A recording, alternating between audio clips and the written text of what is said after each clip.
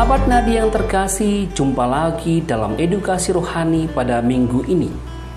Kita tahu bahwa karena baptisan, kita memiliki hubungan satu dengan yang lain, termasuk saudara-saudari kita dari gereja Kristen lainnya yang tidak memiliki hubungan penuh dengan gereja Katolik.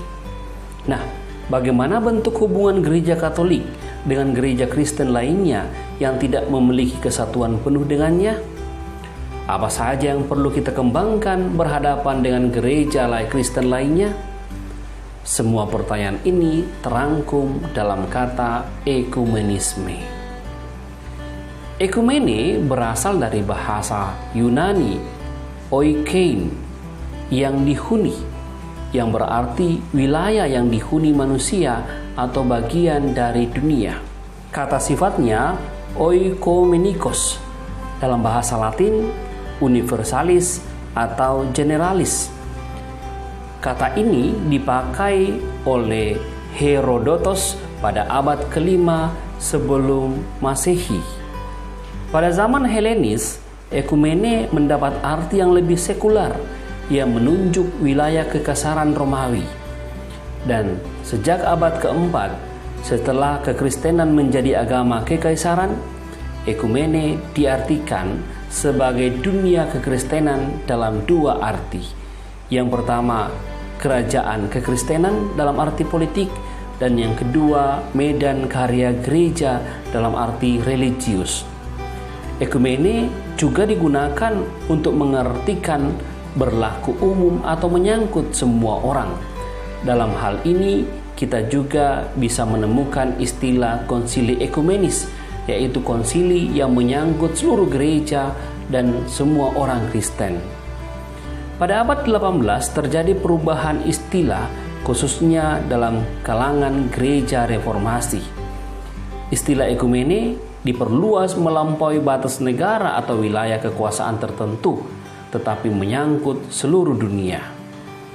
Pada abad ke-20, Nathan Söderblom, seorang uskup agung Lutheran di Swedia, memberikan arti lebih teologis. Ia menggunakan istilah ekumenis ketika berbicara tentang gereja Kristen yang secara fundamental bersifat satu, meski ada banyak perpecahannya. Dasar kesatuan itu adalah Kristus sendiri. Dewasa ini, istilah ekumenis dapat dipandang dalam dua arti. Arti pertama yakni universal, misioner, dan seluruh dunia.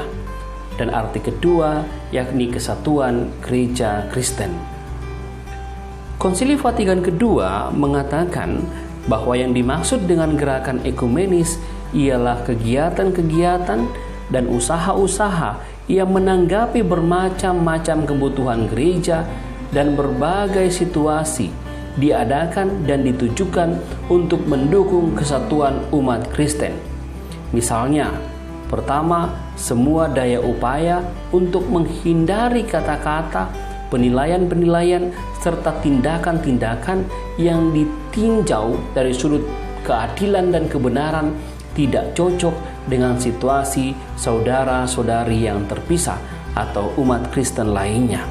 Dalam Unitatis Redintegratio artikel 4. Konsili menyebutkan salah satu tujuan ekumenisme yaitu mengusahakan dan mendorong terjadinya persatuan seluruh gereja. Konsili dengan rendah hati memandang perpecahan yang terjadi dalam gereja Kristen jelas-jelas tidak dikehendaki oleh Kristus. Perpecahan itu justru menjadi batu sandungan bagi dunia dan merugikan perutusan suci, yakni mewartakan Injil kepada semua makhluk. Unitatis Redintegratio artikel 1. Konsili Vatikan II juga menaruh harapan besar adanya tindakan-tindakan konkret untuk mewujudkan persatuan Kristiani yang dilaksanakan di seluruh belahan dunia. Konsili Suci mengajak umat beriman mengusahakan persatuan dalam seluruh bentuk kehidupan dan menjauhkan diri dari sikap acak-acakan atau dari semangat yang tidak bijaksana yang justru dapat merugikan kemajuan kesatuan yang sesungguhnya. Unitatis Reintegratio artikel 16. Paus Yohanes Paulus II dalam ensikliknya Ut Unum Sin menyatakan bahwa ada 3 pilar utama yang menjadi dasar dalam usaha untuk mewujudkan persatuan Kristiani, yakni doa, kerjasama ekumenis, dan dialog teologis. Untuk mendukung gerakan ini diperlukan usaha praktis, yaitu umat beriman didorong untuk bergabung bersama dengan saudara-saudari yang lain menanggapi persoalan-persoalan sosial dengan memperjuangkan kebenaran, keadilan, perdamaian, dan masa depan dunia.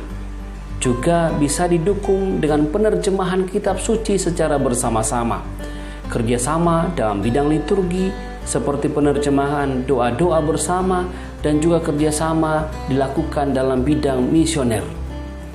Dengan membuka dialog selebar-lebarnya, umat beriman diminta untuk mampu membuka diri dengan saudara-saudari yang lain.